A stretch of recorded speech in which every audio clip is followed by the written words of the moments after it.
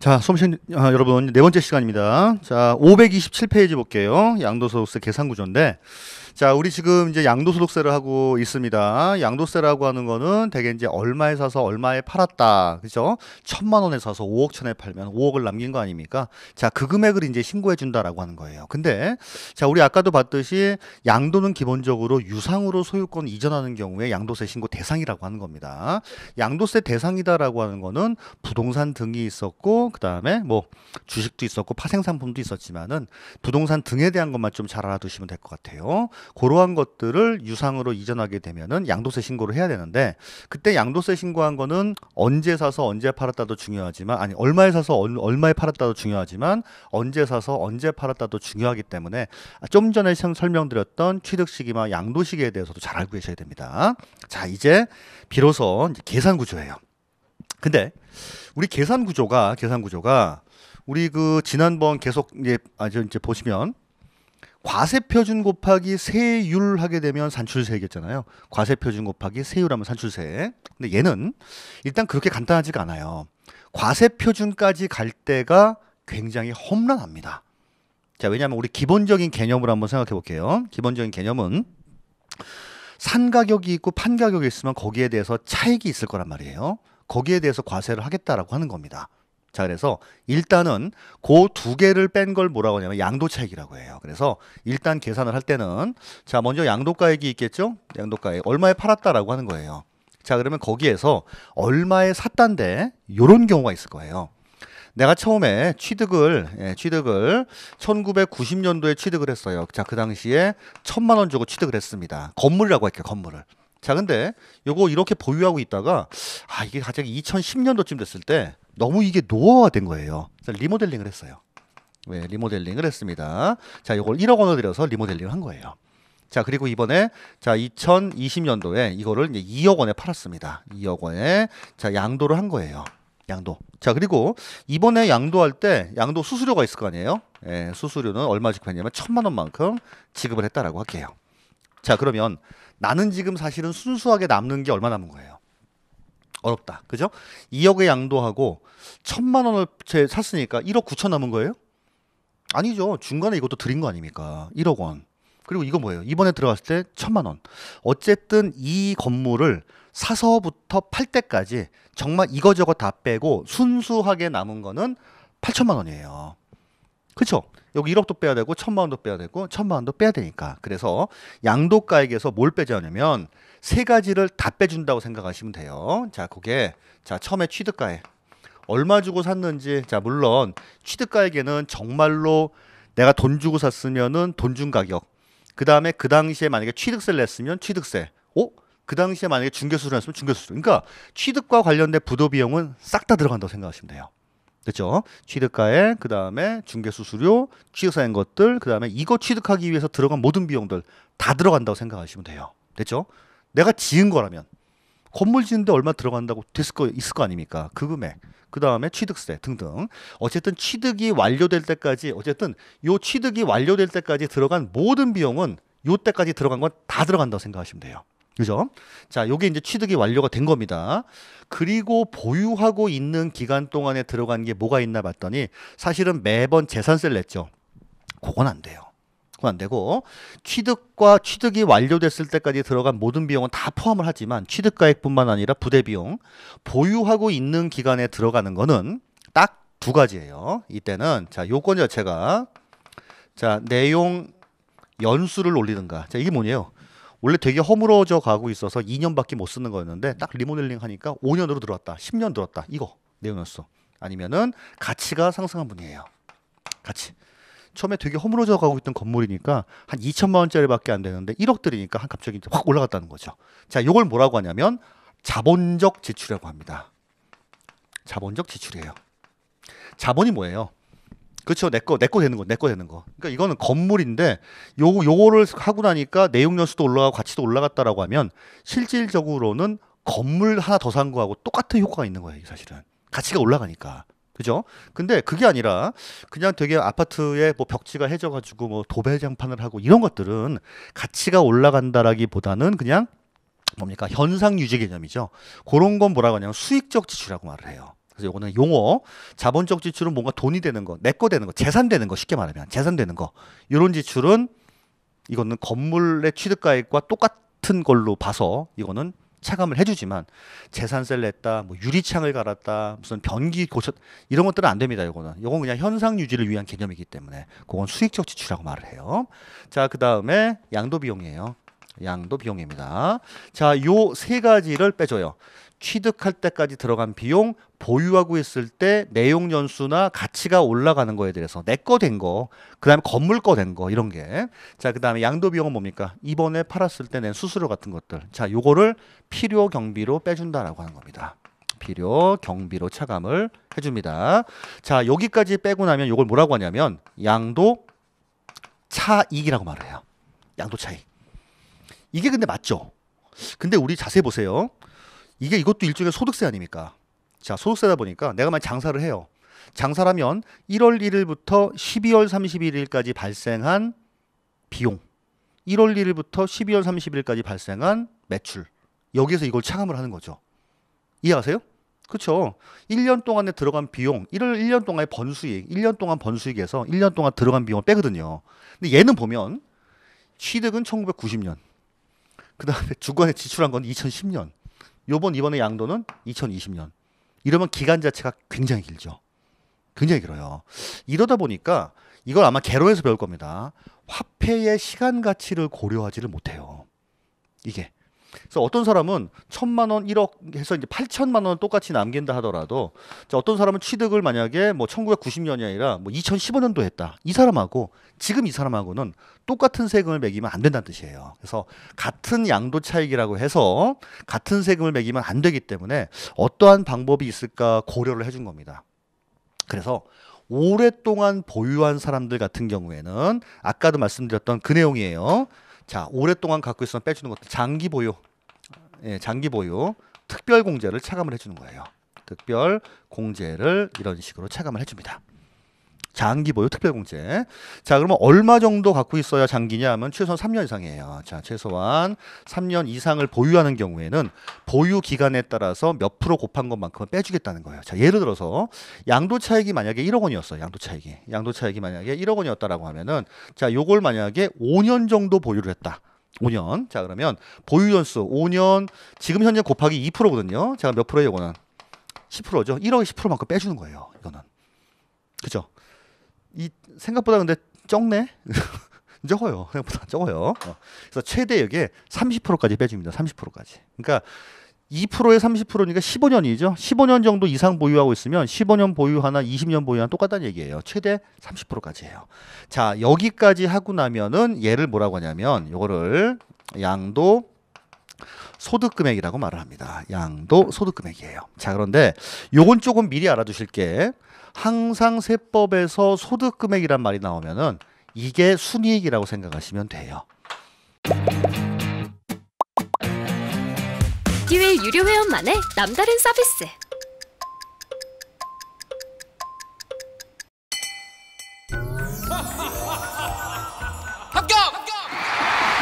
합격하고 돈도 받는 혜택. 오직 에듀윌 유료 회원에게만. 에듀윌 무료 합격!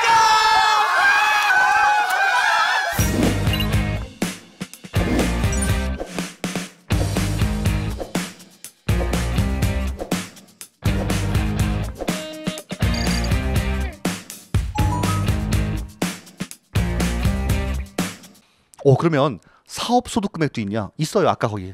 이자 소득 금액도 있냐? 있어요. 근로소득 금액 있습니다.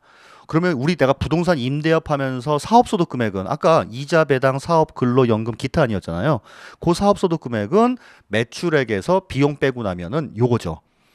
그럼 여기서 요거 뺀 거하고 똑같은 거예요. 다시 내가 부동산 임대업 하게 되면 임대료 받은 게 있을 거 아닙니까? 거기에 들어간 또 비용들도 있을 거 아니에요. 임대업 할 때 들어간 비용 거의 없다라고 보시면 되지만, 근데 걔는 얘를 안 빼줘요. 왜? 어차피 1년 내에 발생한 수익과 발생한 비용이에요. 근데 얘는요, 그게 아니라고 한 게 문제죠. 1년 내가 아니라 이렇게 수십 년간 발생한 거기 때문에 오래 보유하고 있으면 요걸 빼주겠다는 거예요. 그래서 원래는 양도소득 금액이 위로 올라와야 되지만은 양도소득세만큼은 취득한 건 옛날, 자본적 지출도 옛날, 이것만 지금, 그래서 이 똑같은 양도차익 1억이라 하더라도 느끼는 게 다르다는 거예요. 그래서 보유 기간에 따라서 장기 보유 특별공제 빼주고 나야만 진정한 순이익이 된다라고 하는 겁니다. 이해하시겠죠? 임대 수익하고 그다음에 일반적인 양도소득은 크게 차이가 있어요. 같은 한 해 동안에 발생한 수익과 비용이냐, 양도는요. 수익은 지금 발생하지만 들어간 거는 세상에 옛날부터 쭉 왔기 때문에 요걸 그래서 빼주는 겁니다. 됐죠? 그래서 소득 금액은 순이익이에요.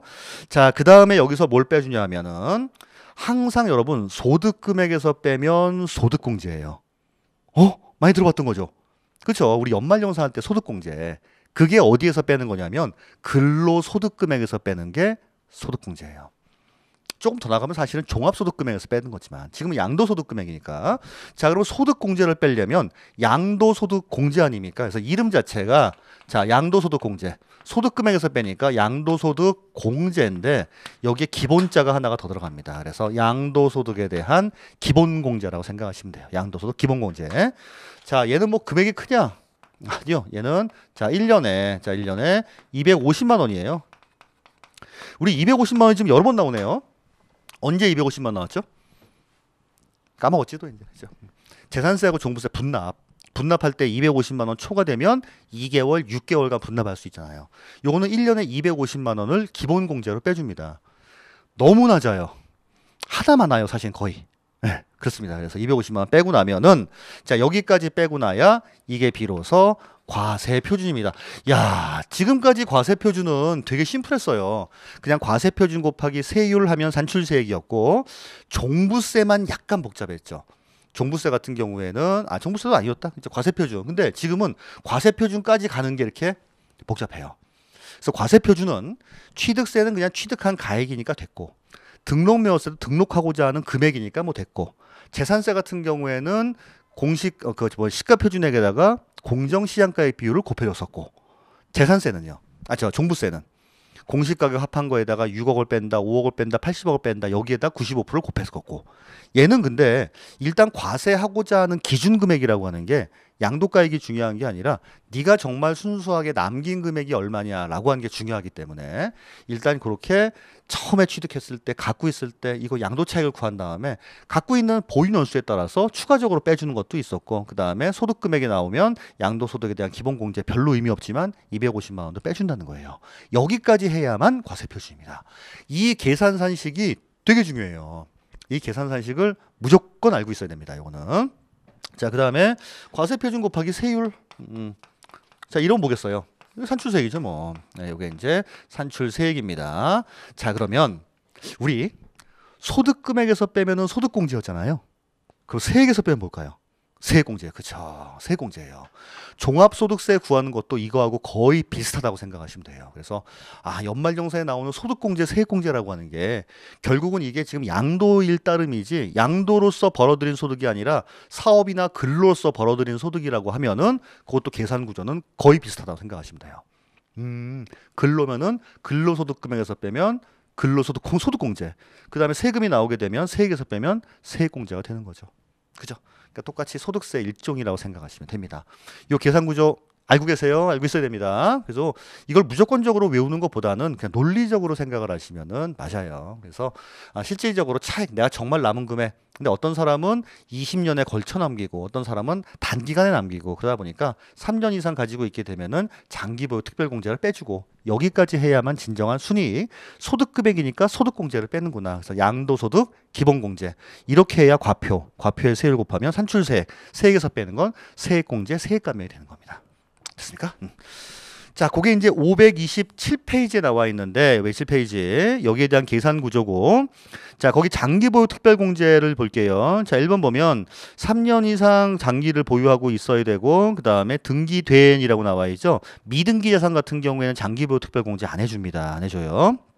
자, 그 다음에 뭐든지 다 빼주는 건 아니고 토지 건물하고 조합원 입주권에 대해서만 토지 건물 조합원 입주권 여기에 대해서만 빼줍니다. 그러면 아까 우리 그 취득세 과세 대상 중에 재산 그 양도소득세 대상 중에 토지 건물도 있었고 부동산에 대한 권리도 있었죠. 부동산 권리가 뭐였죠 아까? 취득할 수 있는 권리, 사용할 수 있는 권리. 그 중에 뭐만 빼준다? 입주권만 빼준다라고 하는 거예요. 그죠? 특이하긴 하죠. 요 부분에 대해서 나중에 좀 설명드릴게요. 자, 그 다음에 양도소득 기본공제, 그다음에 뭐 세계 소득별로, 그다음에 각각 250만 원 한도로 합니다. 소득별로라고 하는 게 아까 그 얘기예요. 부동산 등에 대해서 전부 다 1년에 합산, 거기서 이제 1그룹에서 250만 원, 2그룹에 250만 원, 3그룹에 250만 원인데 요건 나중에 돼서 그냥 말씀을 드리도록 하겠습니다. 그래서 일단 이렇구나라고 하는 건 크게 신경 쓰지 마시고 요걸 일단 알아두시고, 요걸 알아두시고, 요거는 그거 나오게 되면 다시 한번 말씀드릴게요. 됐습니까? 됐어요. 자, 이제 남은 시간 동안 뭘 할 거냐면은 이제 되게 중요한 얘기를 해야 돼요. 되게 중요한 얘기. 네, 요건 지우겠습니다. 자, 일단 이 계산 구조는 요래요. 지금 설명할 거는 여기까지만 할 거예요. 여기까지만. 양도 차익을 구하는 문제까지. 요건요. 밑에 이제 하나씩 설명하면 되는 거고, 지금 이제 보면 다 했어요. 이거 하는 거예요. 이거. 자, 양도 차익을 구할 때는 이제 어떻게 할 것인가라고 하는 겁니다. 자, 그래서 요거를 좀 이쪽 펴볼게요. 자, 양도가액이 나와 있고요. 자, 여기에서 필요경비를 차감을 하는데, 필요경비도 이 두 가지를 좀 구분을 하겠습니다. 자, 뭐 취득가액하고, 자, 요거는 이제 기타 필요경비라고 할게요. 기타 필요경비. 자, 그래서 얘는 자본적 지출하고, 자, 양도비입니다. 자, 요렇게까지 빼고 나면 여기 양도 차익이죠. 네, 양도 차익이에요. 자, 요거를 이제 계산하는 뭐 원칙이라고 해야 될까, 뭐 이제 그런 것들이죠. 그쵸? 요겁니다. 그래서 사실은 밑에 이제 장기보유 특별공제하고 기본공제라고 하는 내용은 별로 어렵지 않아요. 이건 그냥 이제 알면 되는데, 여기까지 구하는 게 굉장히 복잡합니다. 이게 여기까지가. 자, 지금 현재는 양도가액은 자 무조건 실질가액이에요. 당연히 그러면 양도가액이 실질가액이면 취득가액도 실제 취득한 가액이에요. 중간에 들어가고 양도비용도 당연히 실질가액을 원칙으로 합니다. 뭐 이건 당연한 것 같지 않아요? 내가 정말 1,000만 원 주고 사서 중간에 1억을 들여서 고쳤고, 이번 수수료 1,000만 원 냈고 그걸 2억에 팔았다. 이게 실제예요. 아니 그럼 이게 실제가 아닌 경우도 있냐? 2007년도 이전까지만 하더라도 실질거래가 신고 대상이 아니었습니다. 불과 바뀐 지가 13년밖에 안 되는 거예요. 13년 전에는 뭐였냐면, 내가 만약에 어떤 아파트를 5억 원에 팔았어요. 근데 여기에 대한 공시 가격이 3억이었다면 양도가액을 3억이라고 신고한다는 얘기예요. 내가 정말로 받은 금액은 5억인데 이렇게 신고했었어요. 옛날에는. 이게 당연한 거였습니다. 그래서 저 처음에 옛날에 한참 처음에 세무사 공부할 때가, 그때가 이제 2005년도였거든요. 2005년도, 2006년도. 이때만 하더라도 이건 거예요. 내가 알고 있는 상식이랑 많이 달랐거든요. 와, 이거 특이하다. 근데 바로 2007년부터 바뀌었죠. 그죠? 바뀌었습니다. 그래서 실제가액이에요. 요게 이제 기본입니다. 자, 이제 두 번째는, 지금 요즘은 양도세라고 하는 건 내가 스스로 신고를 해줘야 되는 거죠. 그죠? 내가 얼마에 사서 얼마에 팔았습니다 라고 신고를 해주는데, 이걸 만약에 신고를 안 했다면 어떨까요? 안 했다면 그럼 과세관청에서 뭡니까? 똑같아요. 가산세까지 더해서 네가 세금이 얼마입니다 라고 고지를 해줘야 돼요. 근데 고지를 하려고 하는데 이걸 모르잖아요. 지금 법에서 나와 있는 거는 실제 거래가액을 신고를 하래요. 실제 거래가액을. 근데 이 가격을 모르게 되면 어떻게 돼요? 기준시가대로. 우리 근데 그 지방세법에서는 지금 현재 이제 시가표준액, 요게 이제 그 뭡니까? 그 지방세에서. 사실 수강료가 꽤 부담이 돼서 와이프한테 눈치가 많이 보였어요. 근데 애들 유료 회원은 합격하면 환급해준다고 하니까 의지가 더 불타더라고요. 받아야겠다. 꼭 받아야겠다. 그래서 환급 받으셨나요? 네, 와이프가 엄청 좋아하더라고요. 자, 그 다음에 공시가격. 자, 이건 어디 나왔던 거죠? 이거는 종부세. 종부세에서는 공시가격. 자, 그 다음에 얘는 기준시가라고 말을 합니다. 얘는 양도소득세에서는 기준시가. 전부 다 같은 말이에요. 자, 근데 이거 모른다고 바로 기준시가로 가게 되면, 지금 현재 기준시가는 실제 거래가액의 60, 70%밖에 안 돼요. 그럼 상대적으로 뭐가? 양도세가 너무 조금 들어오는 거예요, 이게. 그럴 가능성이 굉장히 커요. 그래서 이거하고 조금 비슷한 가격이 뭐가 있을까라는 생각을 좀 해본 겁니다. 이게 이해하시겠죠? 네가 신고를 해야 되는데 신고 안 했다는 얘기예요. 근데 과세관청에서 그러면 계산을 해가지고 보내야 되는데 이걸 어떤 방법이 있을까라고 생각을 하는 겁니다. 그래서 요게 없으면 이거랑 가장 비슷한 금액인 매매사례가액을 뭘로 쓴다? 양도가액을 쓴다는 거예요. 매매사례가. 이해하시죠? 매매사례가. 자, 그다음에 매매사례가 같은 경우에는 이제 비슷한 가격이니까 특히 아파트 같은 경우에는 매매사례가 같은 게 많아요. 그러다 보니 과세관청에서도 그래 요거 이제 매매사례가를 기준으로 해서 세금을 계산할 수 있으니까 그거대로 그냥 가면 됩니다. 근데 이것도 없어요. 이것도 없어. 왜? 아파트가 아니라 갑자기 땅이래요. 그럼 땅 같은 경우에는 매매가 자주 발생하는 게 아니다 보니까 이걸 어떻게 하는 방법이 있을까? 그거를 감정받으면 되는 거죠. 감정가액이에요. 감정가액. 근데 아니 이 땅 기껏 해봤자 대충 예상을 한번 해보니까 이거 세금 걷어봐야 한 500만 원밖에 못 걷을 것 같아요. 근데 그거 감정받는데, 그러니까 세무서도 돈 내고 감정받아야 될 거 아닙니까? 감정평가법인에다가. 그렇죠? 근데 그 수수료가 300만 원 들어간대요. 뭐를 해? 할 필요가 없잖아요. 그렇죠? 그래서 이럴 경우에는 어쩔 수 없이 기준시가를 쓴다라고 하는 거예요. 요게 순서예요. 순서입니다. 그래서 원칙적으로는 실제거래가액을 원칙으로 하지만 요게 신고를 안 했을 경우에는 과세관청에서는 요걸 결정할 수 있는 방법이 있는 겁니다. 그래서 요걸 뭐라고 하냐면은 추계라고 해요. 추정해서 계산한다는 겁니다. 실제거래가액이 얼마인지 모르겠지만 가장 비슷한 가격이 뭐가 있을까? 요거와 비슷한 매매사례가. 그 다음에 더 비슷한 건 뭐가 있겠어요? 그렇죠. 감정가이겠죠 아무래도. 그렇죠. 그래서 이건 돈 안 드는 방법, 이건 돈 드는 방법이에요. 그래서 매매사례, 감정가 이것도 없는 경우에는 어쩔 수 없이 우리가 가지고 있는 요거 시가표준의 공시가격 기준시가. 근데 양도세에서는 이름을 기준시가라고 한다는 거죠. 그걸로 쓴다는 겁니다. 그래서 요거를 매감기 순서대로 간다고 해요. 매감기. 그래서 실거래가가 원칙. 하지만 여기는 이거 납세자가 스스로 신고하는 겁니다. 이거는 여러분 내가 돈 주고 팔았는데 내가 얼마에 판지 몰라요. 이게 말이 돼요? 그건 안 되죠. 그렇죠? 얘 밑에는 뭐냐면 신고를 안 했을 경우에 그렇게 쓰겠다는 거예요. 이해하시죠? 자, 그러면 실제 신고는 안 합니다. 안 해요. 근데 매매 사례가가 있어요. 난 지금 뭐 하려고 하는 거예요? 난 누구예요? 과세관청. 신고 안 했네. 자식 이거 내가 저기 뭐 가산세까지 붙여갖고 고지서를 보내야지. 신고 안 해? 매매 사례가가 있는 거예요. 있어요. 자, 근데 매매 사례가가 있는데 어쩌다 보니 취득가액도 실거래가가 있는 거예요. 이건 또 옛날에 어떤 방식으로도 알았어요, 이거를. 그럼 이거하고 할 수가 있느냐? 있다는 얘기예요, 이것도. 있습니다. 자, 그런데 요것도 순서가 되게 이거 신고 안 하면 이것도 모르는 경우가 많거든요. 그럼 이거 어떻게 할까? 똑같아요, 매매 사례가. 감정가. 똑같은 순서야 됩니다.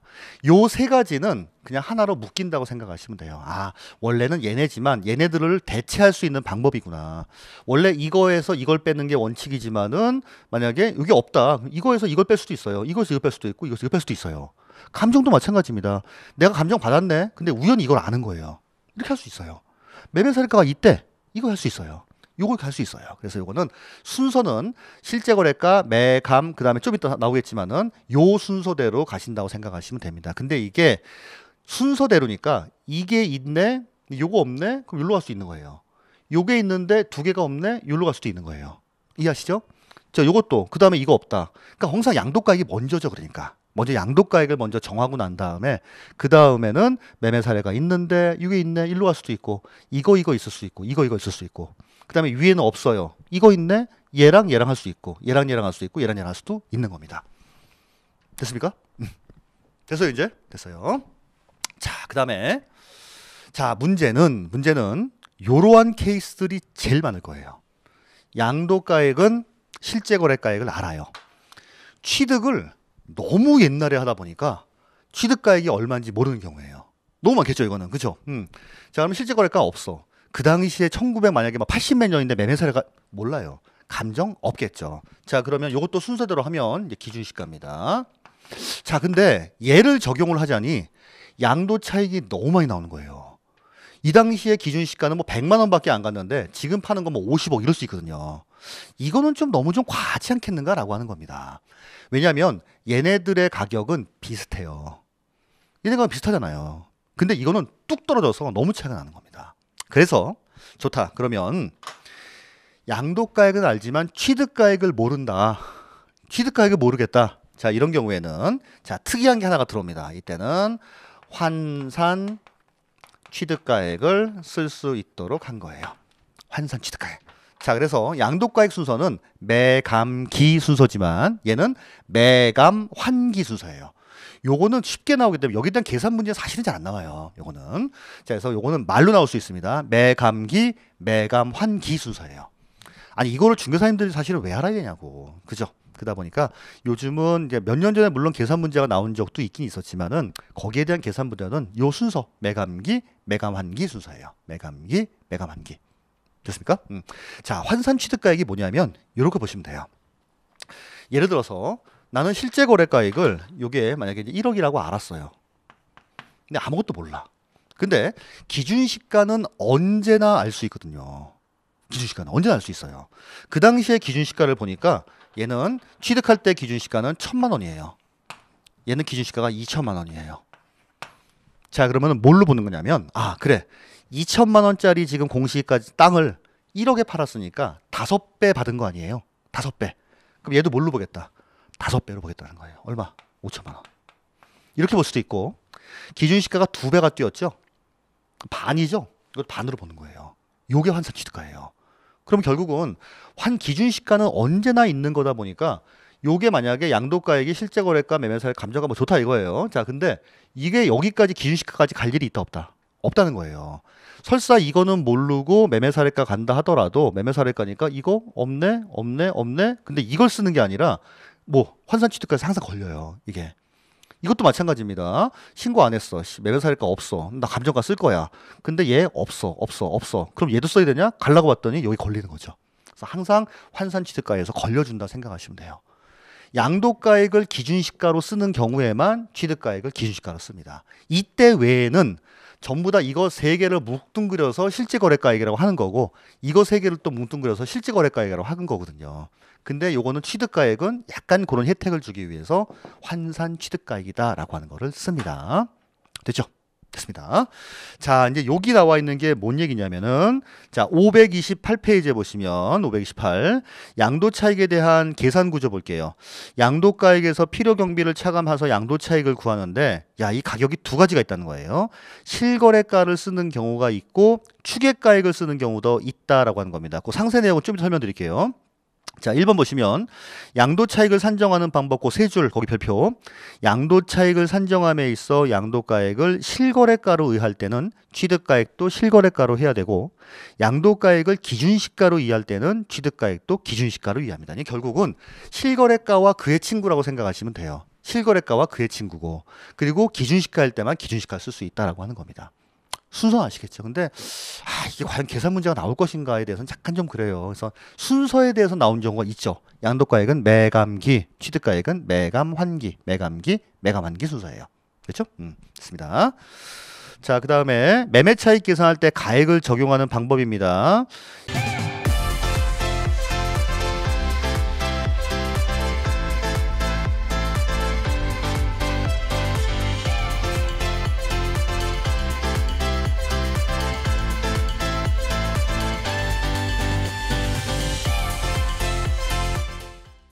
양도세 과세 대상 자산을 양도할 경우에 실거래가를 적용하여 양도차익을 계산함을 원칙으로 합니다. 지금은 무조건 실거래가 이거 들어가는 것도 실거래가예요. 실거래가입니다. 자, 그런데 다만 밑줄 실제 거래가액이 불분명한 경우에는 추계가액 즉 매매사례 감정가, 환산취득가, 기준시가 순서에 따라서 양도차익을 산정을 합니다. 근데 세 번째 나와 있는 환산취득가액은 환산 양도가액이라는 건 없잖아요. 그렇죠? 그래서 양도가액은 매감기 순서, 취득가액은 매감환기 순서예요.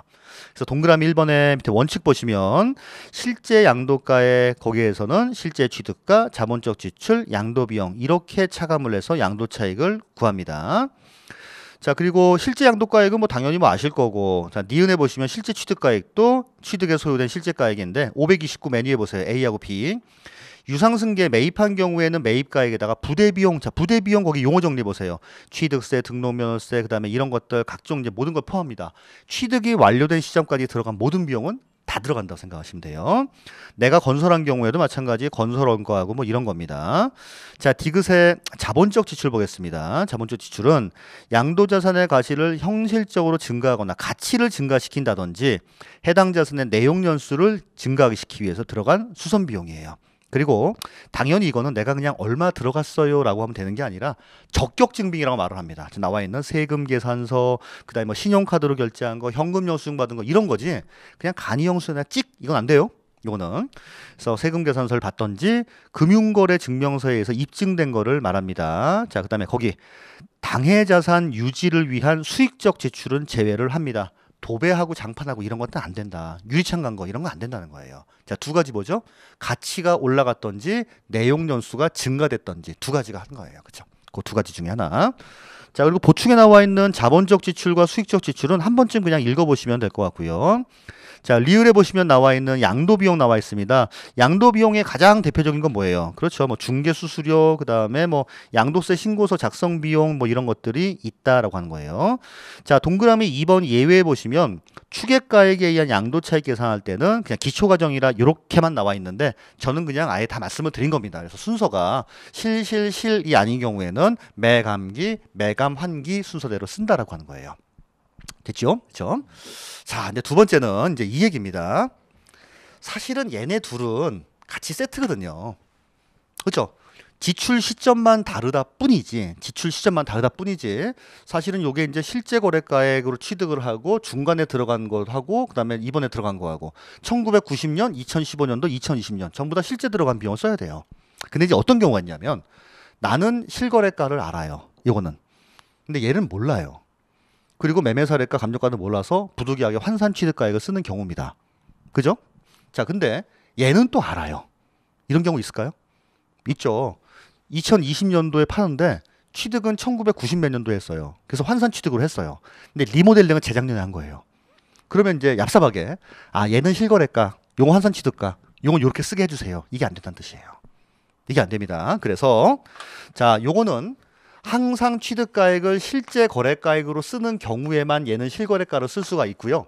이거 외에 취득가액을 나머지 걸로 쓴다. 이런 경우에는 무조건 뭘로 쓰냐면 그 이름하여 필요 경비에 대한 계산 공제라는 걸 합니다. 주세요. 자, 다시. 자, 취득가액을 실제 거래가로 쓰게 되면은 요건 실거래가 쓸 수 있어요. 근데 이게 실제가 아니라 매매부터 이 이하까지 뭔가 썼다. 실제 썼는데 매매 사례가 썼다. 실제 썼는데 이거 썼다. 혹은 뭐 매매인데 뭐 이거다. 매매인데 이거다. 뭐 감정인데 이거다. 여간 양도가액이 중요한 게 아니라 취득가액을 실제가액으로 안 쓰고 이거 썼다라고 하면은 이게 안 맞는다는 거예요, 아다리가. 왜? 이건 어쨌든 간에 90년도에 실제가액, 그러니까 우리 필요경비라고 하는 거는 필요경비가 어차피 하나 아니야, 하나. 이걸 실제로 써야 이걸 실제로 쓸 수 있는 거지. 이게 추계가액인데 어떻게 실제로 쓰냐는 거예요. 하나인데. 이해하시겠죠? 자, 그래서 필요경비 계산공제. 계산공제는 뭐냐면 계략적으로 계산해서 공제한다는 거예요. 자, 근데 이게 얼마냐면 이게 자, 요거는 좀 특이해요. 자, 취득 시에 기준시가가 있을 거 아닙니까? 자, 거기에 곱하기 대개 3%예요. 자, 취득 시에 기준시가 뭡니까? 지금 아까 1억이었으면 이거 1000 이거였던 거예요. 자, 양도는 지금 1억에 했는데 취득가액 쫙 몰라가지고 환산 취득가액 썼잖아요. 환산 취득 얼마 나왔어요? 아까 5천 나왔죠. 왜? 이게 2배 뛰었으니까. 그럼 5천 곱하기 3%가 아니라 이거 곱하기 3%예요. 되게 얼마 없는 거죠, 그러니까. 그쵸? 요게 필요경비에 대한 계산 공제입니다, 이게. 자, 요거 계산 구조가 조금 복잡할 수 있어요. 근데 계산 문제로씩 나오는 거는 뭐 옛날에 좀 나왔지만 지금 잘 안 나옵니다. 그래서 일단 말로써 조금 알아두시는데 기본적인 개념을 조금 알아두시면 좋을 것 같기는 해요. 그죠? 그래서 간단하게 요 부분만 설명드리면 요게 실제면 실제 쓸 수 있다. 근데 요거를 신고를 안 하네? 그럼 이제 밑으로 간 순서예요. 매, 감, 기 순서입니다. 근데 얘네들은 사실 실제 거래가와 그의 친구라고 생각하시면 됩니다. 그죠? 취득도 마찬가지 같은 순서인데 여기까지 기준시가까지 가기엔 그러니까 요 순서가 환산 취득가액으로 썼습니다. 그래서 요거 세 개 중에 먼저 있는 거 내가 신고한 경우는 무조건 이거죠. 근데 신고 안 한 경우에는 요걸로 갈 수가 있겠죠. 하지만 취득가액을 모르는 경우도 많다 보니까 실제 거래가액과 매매 사례가 쓸 수도 있고 실거래가 이거 쓸 수도 있고 요거 쓸 수도 있어요. 근데 여기까지 안 내려간다. 그래서 환산 취득가액을 쓰게 되면 자, 요걸 안타깝게도 취득가액을 실제가액으로 써야만 이걸 쓸 수 있는 거지. 왜? 이거는 저보다 하나라고 했어요. 근데 얘는 추계를 쓰고 이거 안 맞는다라고 하는 겁니다. 그래서 그때는 뭐 필요경비에 대한 계산공제, 이건 취득시의 기준시가의 3%다라고 하는 거예요. 자, 요거는 굉장히 어려운 파트기도 하고 조금 좀 그래요.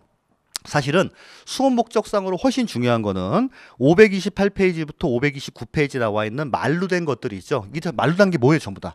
요거 실제. 양도가액은 뭘로 하겠다. 취득가액은 뭘로 하겠다. 자본적 지출과 양도비용은 뭘로 하겠다. 이걸 나와 있는 거 있지 않습니까? 그 내용이 훨씬 중요해요. 그래서 그 내용을 알아두시고 계산 방식은 요렇게 나와 있지만은 요게 조금 어렵다 싶은 경우에는 기본 과정으로 넘기자고요. 그렇죠? 아시겠죠? 기본 때하고 심화 때도 다시 한번 말씀을 드리겠는데 너무 이 부분에 대해선 여기서 반드시 알아야 될 거 이거예요. 매감기, 매감환기. 그 다음에 취득가액을 실거래가라고 안 쓰면은 필요경비에 대한 계산 공제로서 뺀다. 근데 그거는 절대로 보다 취득 시에 기준시가에 대해서 할 프로지 이거에 대해서 한 프로가 아니다. 요 정도만 알아두세요. 그렇죠? 됐습니다.